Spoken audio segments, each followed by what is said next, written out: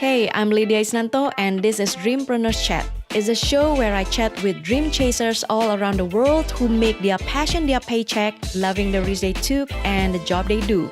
Misty Williams spent years struggling to reclaim her health and vitality after being confronted with health issues. She founded healingrosie.com to provide women with the resources and community to successfully confront the unexpected chronic health issues. Because your body is designed to heal, and together, yes, we can. And really taking on the business of self-care, because that's really at the end of the day, what we're having to do as women is we're having to prioritize taking care of ourselves. Misty believes that women deserve to get older with vibrant health, energy, vitality, a strong and healthy body. For a self-made woman like me. Alright, hey guys, thank you so much for tuning in and welcome back to Dreampreneurs Chat Show. Today we have podcast guest with me, Misty Williams. Yes. And she's the founder of healingrosie.com. She is also a digital marketing specialist. Well, first of all, thank you so much for your time. I really appreciate that. I think for our audience out there who doesn't know what is actually Healing Rosie and want to know more about you, maybe you can introduce a little bit more about you. Yeah, well, my name is Misty, as you said, and I started Healing Rosie pretty recently. At the time of this recording, I think Healing Rosie's been around for about 3 months or so. And Healing Rosie really came out of my own health journey. In 2011, I went in for a routine physical and they found a cyst on my left ovary, about the size of a cantaloupe. It was pretty large. Did surgery, removed my left ovary, removed the cyst.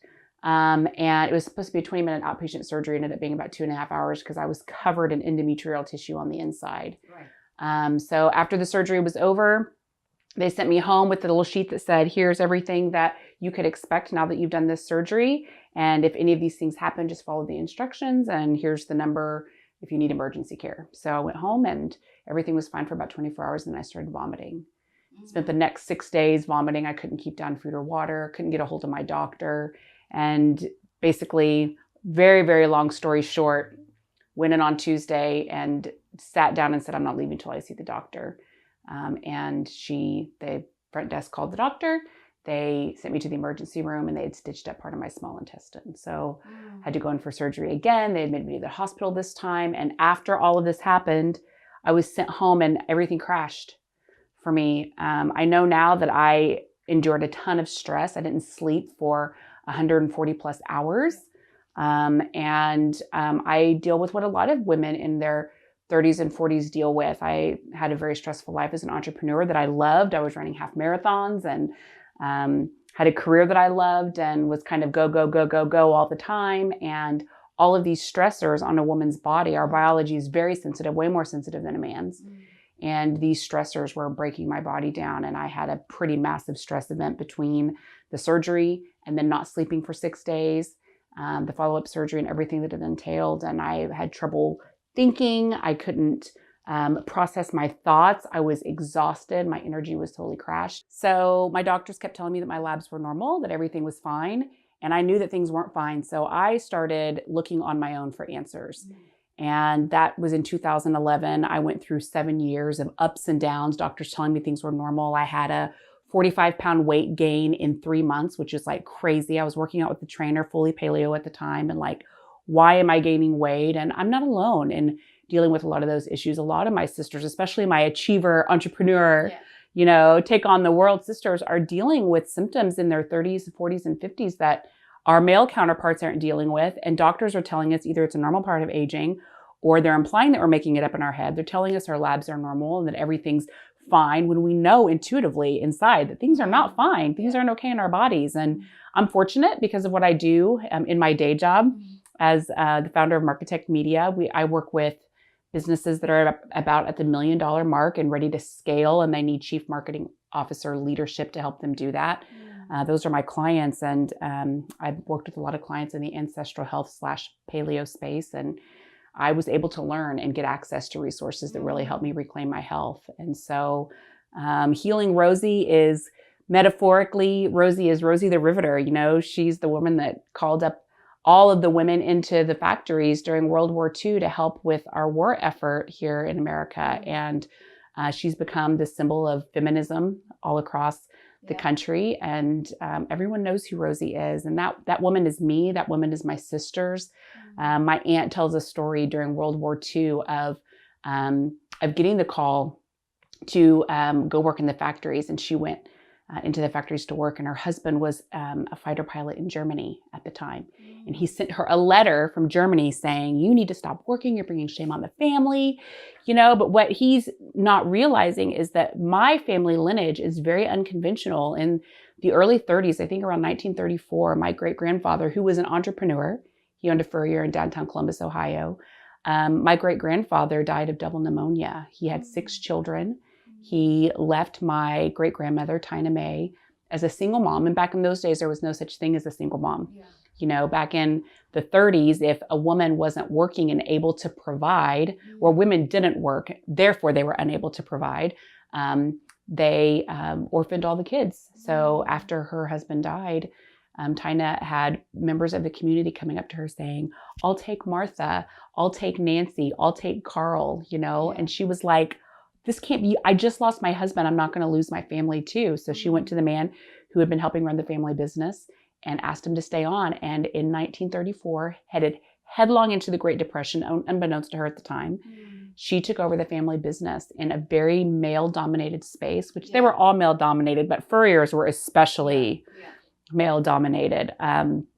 She raised 6 kids as a single mom during a time when there was no such thing as the single mother period, let alone of 6 children, Yeah, so my aunt went to work in the factories because her mother was an entrepreneur and worked and provided for the entire family, So I have this beautiful family story of women who have been empowered before women's empowerment was really a thing, But even still, coming from that history, I'm really proud of that. And that is part of what is also breaking me down as a woman. So I feel for my sisters who are in the same predicament. We live in a time when as women, we're able to conquer the world, whatever, if we can dream it, we can be it and do it. And we want to be it and do it, except what we're also not taught as women is how to take care of ourselves. And men are actually a lot better at this than women are. So women are the caretakers of the world. They're entering these roles as provider. They don't know how to take care of themselves. Many women struggle with prioritizing their own self-care, and our bodies just are crumbling. So yeah, that's really what Healing Rosie is all about. It's like, let's create a community for these women to come together and get supported, get access to a lot of doctors and practitioners who really know how to help women heal, and then let's support each other.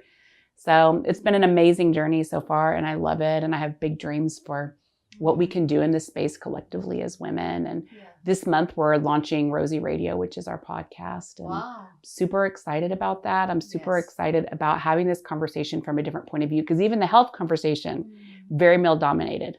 A lot of the things that we talk about in the ancestral health space, we talk about it from the perspective of what's really working well for men. In all of our health studies are done primarily with men as the participants, because you can get more consistent data with a control group of men. When you try to use women in the same way, the data is all over the place because our biology is so much more sensitive. So doing studies with women is much more challenging. And so what happens a lot of times is they're just not done, and we're just left to struggle, So I love this space, and it's changed my life. I've been able to reclaim so much of my life because of what I've learned, and I want that for my sisters too. So it's interesting because back to your first journey when you met the doctor, is that a male doctor or is a woman doctor? No, early in my journey, my doctor, the GYN that did surgery, was a woman, and the doctor that was my primary care nurse practitioner was a woman. And then the first endocrinologists that I spoke with were all women. None of them helped me. The GYN, after the surgery and everything was over, the dust was settling, and I had gone through my 6 days without sleep. My whole body was just crashed, I remember sitting in her office. She told me that I had endometriosis. They spent 2 hours removing endometrial tissue from my entire abdomen, which is very common with endometriosis. And I asked her, I was like, okay, well, you've diagnosed me with this disease. The achiever in me is like, I already eat healthy in my mind. I ate healthy, and I was running half marathons and doing all these things. It's like, just tell me what else to do and I'll do it. And her response was, we don't really know what caused endometriosis. You can Google it. Yeah, that's right. Yeah, I can when put you read on that, birth control. that's And crazy, yeah, yeah. it's totally crazy. And she wasn't alone. Conventional wisdom around traditional medicine, conventional medicine, that's what everybody is taught to believe, that we don't know the cause of these diseases and you manage diseases with drugs and surgery. Those are the tools that we have in our Western toolkit, conventionally speaking, to deal with disease. And I mean, I walked out of her office after she told me that I could Google it and she didn't know what caused it, horrified. Like my mind was racing in the moment of speaking to her, because I was like, wait a minute, you spent 12 plus years in med school. Yeah. Your specialism is women's health. That's what I'm thinking as well. Yeah. Like, how do you not know anything about what causes endometrial? You don't have not anything. Like, it was astonishing. I was stunned. Yeah, and how she can diagnose you with... Well, she said I can put you on birth control and we can do surgery again. So those were her tools. Birth control, surgery. Those are the two things that she could do. And I felt like I'd been hacked. Walking out of her office, I was like, I walked in, I had a cyst. It's like, oh, surgery, money. We'll do the surgery, and that's it. I was an opportunity for revenue. I wasn't a human being, because there was no real knowledge of what was happening in my body or how I could heal. Yeah. And I went back to my primary care doctor, and I just was pleading with her because I had all these symptoms I had never had before. Let's run labs. Let's do something to figure out what's going on in my body. And she fought me and fought me and fought me. And finally she said, Misty, even if we did run labs, I wouldn't know what they meant. And I was just like, where am I? Like, this is insane, And she finally referred me over to an endocrinologist in her practice. And the endocrinologist, it was the same song and dance. She was trying to pacify me, but she was basically saying, well, we've run labs and all your labs look normal. I'll run labs again. We'll look a little deeper. And she's like, everything looks fine. And then she came over and started touching on my throat. And she was like, I think you've got nodules on your thyroid. Let's take you back from it for an ultrasound. And she did. And I did. They were huge nodules. So big, in fact, that she said, let me refer you to a surgeon. And I asked her the same kind of question. Okay, so thyroid nodules, what causes those? We don't know what causes thyroid nodules. It was just like one thing after another, where I just was inside. I have alarm bells going off like Big Ben. I am not safe. Get me out of here. These people don't really care, So she referred me to a surgeon. Of course, I'm like, no one's touching me with a knife ever. And I just went on my own after that looking. And I eventually found the first doctor that I found was a neurosurgeon in Nashville, a man. And he taught me a lot about ancestral health and how the body works. I learned how hormones are made in the body, how our thyroid is connected to all of our hormone production, how stress breaks us down. I learned a lot of the fundamentals from that first doctor. And in fact, we got to be so close that I helped him launch his entire community. He was the opening keynote for the first Paleo FX. And I helped manage his community and launch everything for him, which was fabulous for me because I got to learn. But even he didn't understand how to take all this knowledge and apply it successfully to actually hack for women. Like he didn't know how to drill into it and figure out how to get things turned around for women. So I did learn a lot from him, and it gave me a good foundation. But it was years of just struggle. I went to doctor after doctor after doctor. Finally, I was able to get a doctor who would run the labs, but he wouldn't treat. Even though he was a functional medicine integrated health doctor, he wouldn't treat anything. So it wasn't until I moved to Austin that I really started getting some awesome help. And I think whenever those dominoes, so many things had been lined up, and whenever that one fell and suddenly I'm like getting all these breakthroughs in my health, I'm like, this is what I want for my sisters. That's what I was feeling. That's what I've been feeling the last few years of like, I know what it's like to struggle in this journey and go to doctors and bang your head against a wall and not have anyone have answers. And I'm fortunate because of my professional career, because of what I've chosen to do, I was able to align myself in the right ways with this community and learn a ton. But many women don't have that opportunity. You've got moms that have kids at home and they're just busy with their families, and they're trying to learn things here and there piecemeal to figure it out, but it's really frustrating. Once I moved to Austin to be closer to my family. I grew up in Oklahoma City, and obviously I had to find new doctors and stuff while I was here. And the doctor that I worked with in Nashville was the opening keynote for the very first Paleo FX. So through a lot of serendipity, I met the founders of Paleo FX, and started working with PaleoFX about 3 years ago. Which is what you really need, which is exactly the answer of everything that you've been It like through. kind of brought everything together in an interesting way. Okay. Yeah. Okay. So I've been helping them with their marketing for the last Yeah. 3 years, running their team and really helping them scale their team. That's a lot of what I do in my day job is support companies in scaling. Digital marketing, as you probably know, is a very convoluted space because it's we're figuring it all out in real time. You know, I have a communications and marketing degree, graduated in 98. And pretty much everything that happens in the marketing space now is different from what I learned in college, you know? So it's one of those spaces where things are just changing all the time and new channels are coming in and we're figuring it out in real time and all of that. So I love it. It's a very challenging space. And I've been doing it so long. I feel like I kind of rode the wave of like the whole online thing coming on and building websites and then how we're going to get those websites to generate revenue for us. And then, you know, how do you get things picked up by Google? And, you know, there's just kind of like this whole space has expanded. I remember in like 2005, 6, 7, 8, we had MySpace and Facebook and it was like the wild, wild west, you know? MySpace, yeah. That's a long time. Yeah, a long time ago. Yeah. So yeah, I help businesses to create really strong integrated digital marketing strategies and then bring in the team that's going to help execute. And, you know, a lot of it's like your network and who you know and being able to hire well and lead all of that. So, you know, I'm doing that not only for PaleoFX, but, you know, in PaleoFX has 100+ speakers at its event each year. So there's a ton of great speakers and experts in our community. And I've gotten to know them over the years too and been able to have really phenomenal conversations around women's health. And there's a lot of times that someone is speaking in our space that what they speak about on stage isn't necessarily the conversation that I would have behind the scenes as a woman with them. And I wanted to be able to have those conversations in a more public way.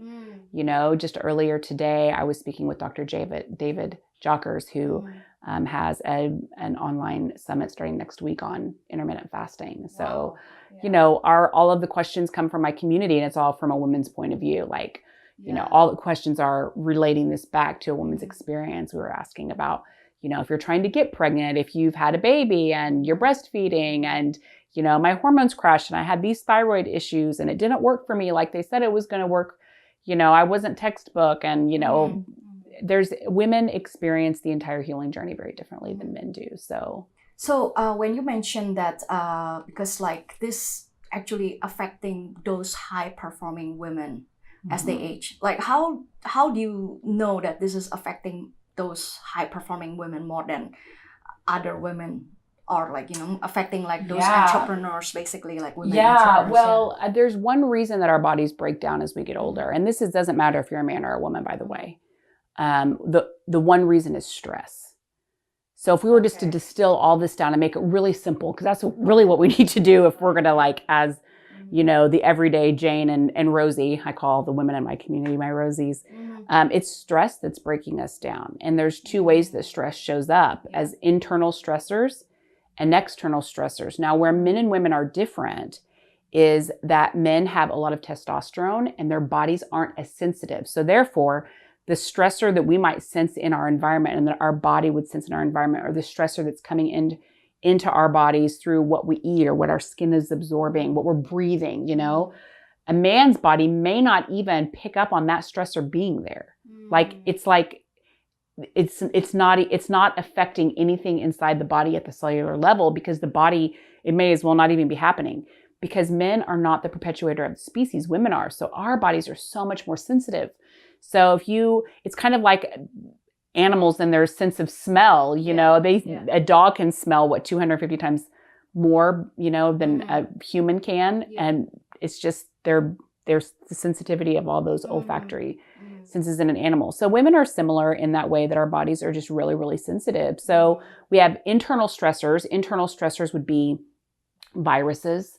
It could be the food that we're eating that is creating a lot of stress for us. Viruses and bacteria can create a lot of stress for us. Not getting enough water can create a lot of stress for us. All sorts of things on the inside. We could have gut issues. We could have an imbalance in our gut flora, for example. So we're not breaking our food down properly and that's creating stress. I mean, there's all these things that are inside of our bodies that can be stressors. And then, of course, there's external stressors. And the external stressors actually have as much or more of an impact on us as women than the internal stressors do. So external stressors would be things like the chemicals that are in our cleaning products that we're spraying all over our homes. It would be the synthetic fibers in the rugs. Like right now, the carpet in my office is synthetic, you know, so we are, all that synthetic fiber releases fumes and gases into the air, and we absorb it into our skin and we breathe it in.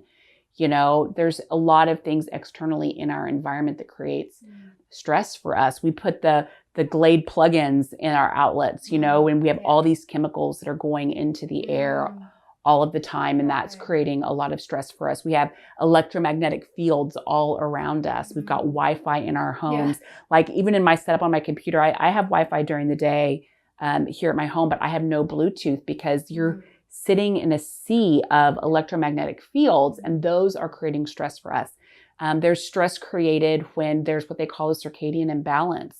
Our bodies at the cellular level are wired to respond to light cycles. So during the day, our sympathetic nervous system is stimulated because it's light outside, right? At night, our parasympathetic nervous system is stimulated. Our parasympathetic is what's responsible for rest, repair, restore, rejuvenate, you know, all of those things that happen for our body to recover at night. Well, when we're exposed to blue light after dark, none of the organs in our body get the message that it's nighttime. Everything needs to go into restore mode, you know? So we stay in this hyper stimulated state way into the evening, and that really affects us at a hormonal level. So all these things they're disruptors essentially, and our bodies get really disrupted. So stress is what's breaking us down. There's two kinds of stress, internal and external stress. When these stressors hit our body, they cause different genes to express. So there's a whole other side of the health conversation related to your genetics, right? So how we have 23andMe and Ancestry.com and all these companies right now that are like, you know, find out your ancestry. And we can tell if we take 23andMe data and run it through a couple of different platforms, we can see what all of our genetic SNPs actually are. And just because you have a gene doesn't mean it's expressing. It just means it's there, right? But what turns that gene on? So we hear a lot about the BRCA gene, you know, for breast cancer. Angelina Jolie really has brought in a lot of attention in our culture to that BRCA gene because she has it, right?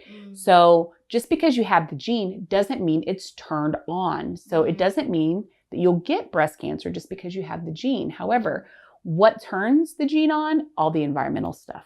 So when it's stressors of some kind. So when you have all these stressors happening externally and internally, then it causes these genes to express that ultimately create more dysfunction inside of our bodies and, you know, predispose us to whatever our illnesses are, whether that's diabetes or autoimmune disease or cancer or whatever it is. So it's all this little cascade, you know, coming down, but it all starts with stressors. And so for women who not only do we have these environmental stressors and inner stressors that are innate to us, but we also are taking on a lot of stress in our jobs. We're being super women with our families.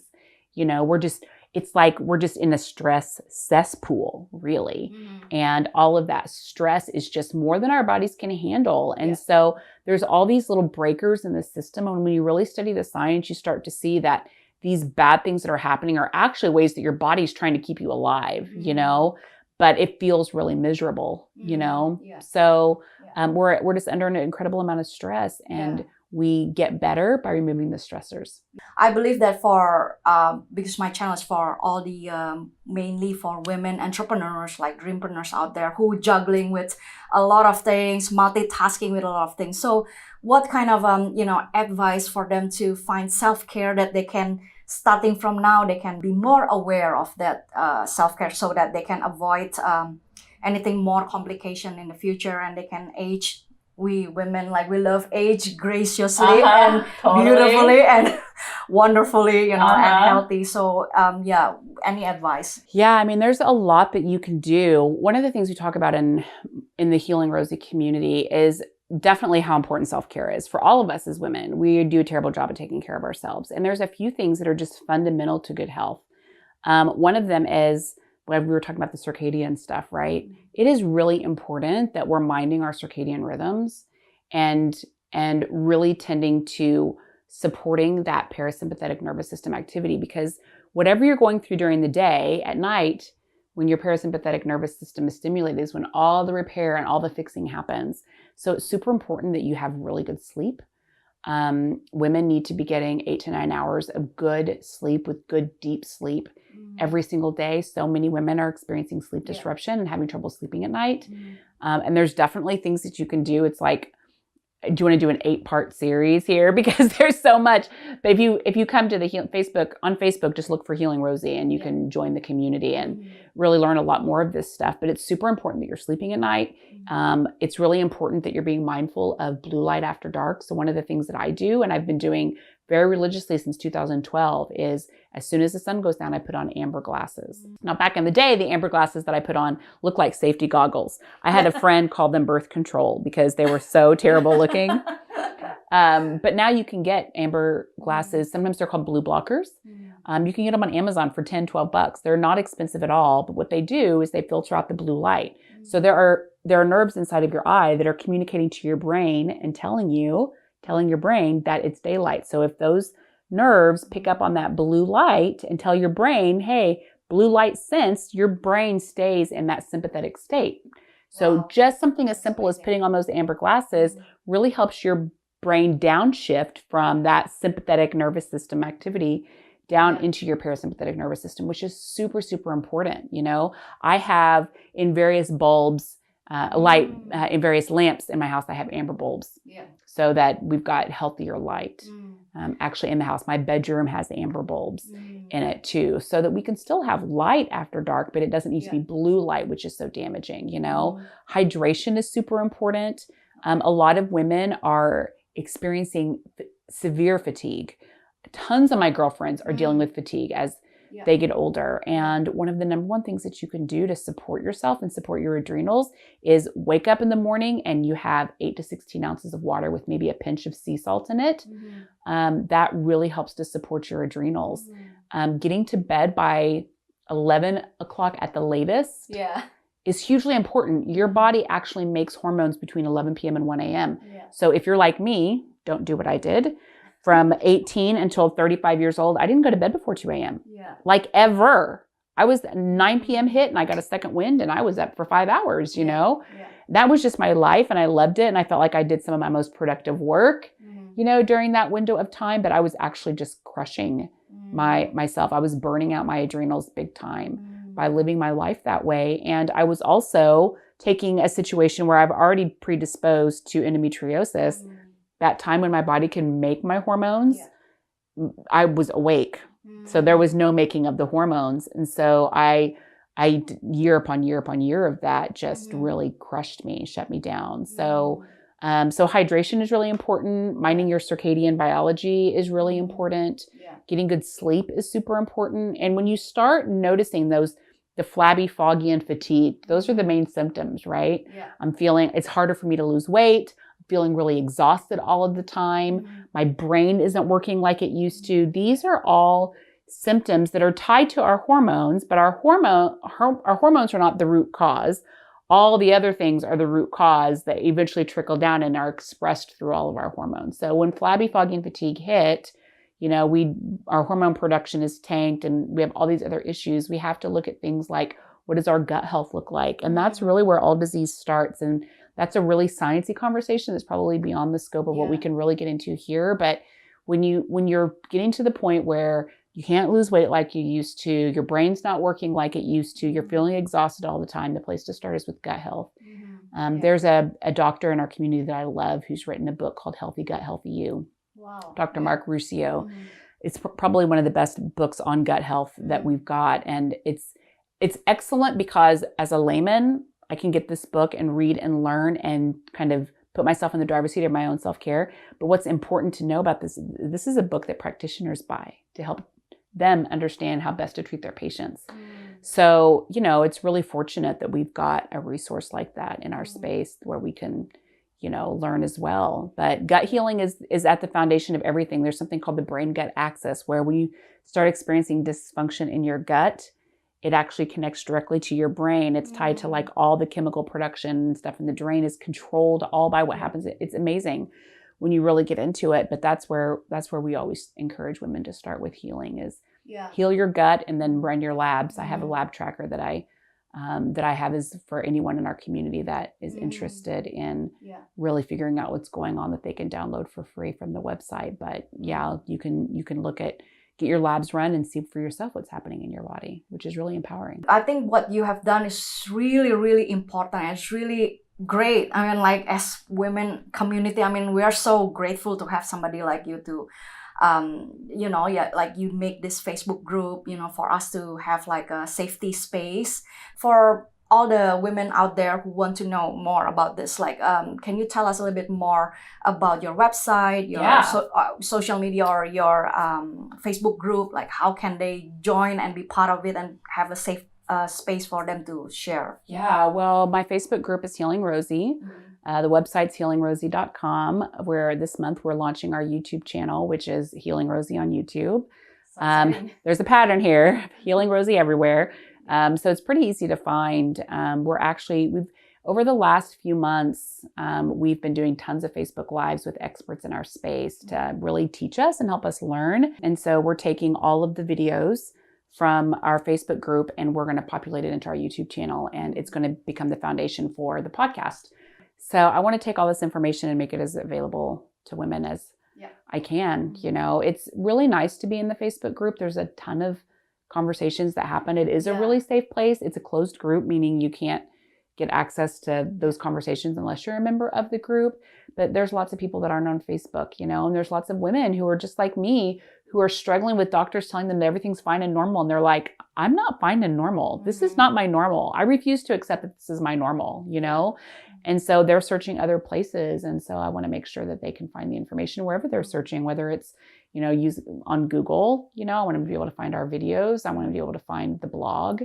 So we're going to take this content and make it available in more spaces and hopefully really help the women who care about reclaiming their health, find the answers that they're looking for so that they can be, the world is a better place when our women are healthy and strong. Exactly. I like that. Yes. I really like that. And your podcast is, again, what is the name? Rosie Radio. Okay, Rosie Radio. Okay, so which is already live, or are you going to It'll be live in the next 2 weeks. In the next 2 weeks. So by the time that people see this, it'll probably be live. All right, that's exciting. Yeah. So thank you so much. Honestly, thank you so much, Rosie. Sorry. I know. Everyone does that, actually.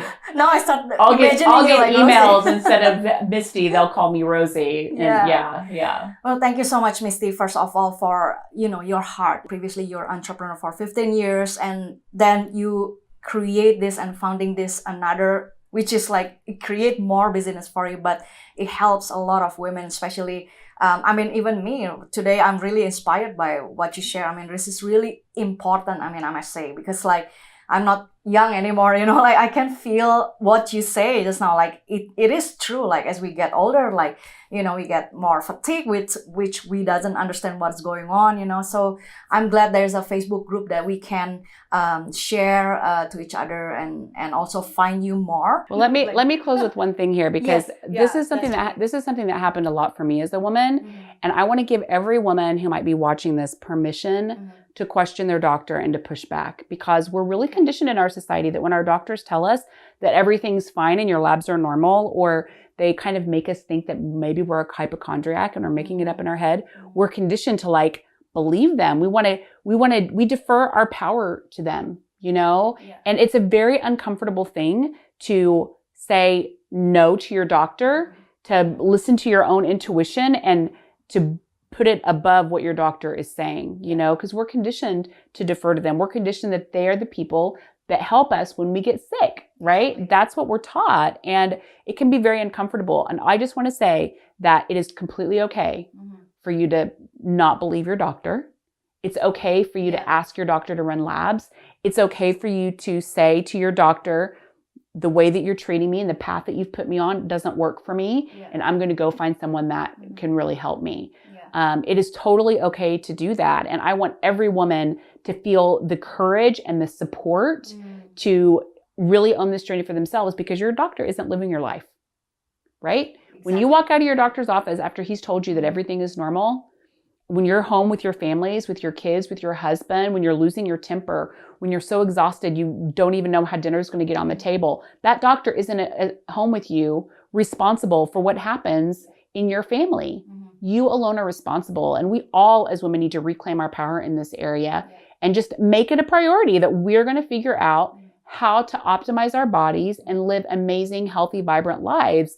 It's really a shame that we get to our 30s and 40s, which is a time in many ways as a woman when we are our most powerful. Exactly. But yet our bodies feel like we've been dragged behind a Mack truck and society tells us that everything is fine. This is just a normal part of aging, or you're making it up in your head, or whatever the stories are, you know? Yeah. You don't have to buy that. You don't have to believe it. And really taking on the business of self-care, because that's really at the end of the day, what we're having to do as women is we're having to prioritize taking care of ourselves in a way that maybe our mothers didn't take care of themselves. You know, it's really, really important. And you can have the kind of vibrant life that you've envisioned if you will reclaim your power in this area, for sure. This is a very, very good conclusions. And so for Dreampreneurs out there, don't forget to take care of yourself. Like what Misty said, is really, really good and it's really important. And have a really good sleep. Turn off your phone, your emails, especially for all those entrepreneurs out there. I know how does it works in your brain. You know, you can just keep working at night.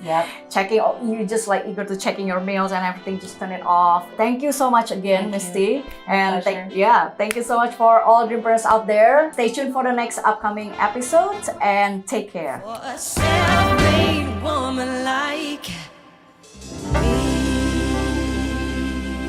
This podcast is available on iTunes and other major podcast platforms. If you like this show, please subscribe and give your rating and review on iTunes. That means a lot to help the show keep going. You can also watch the video podcast series at youtube.com/Lydia Isnanto. See you on the next brand new chat. Until then, remember to share your story with someone, because you never know how one sentence of your life story could inspire others to rewrite their own.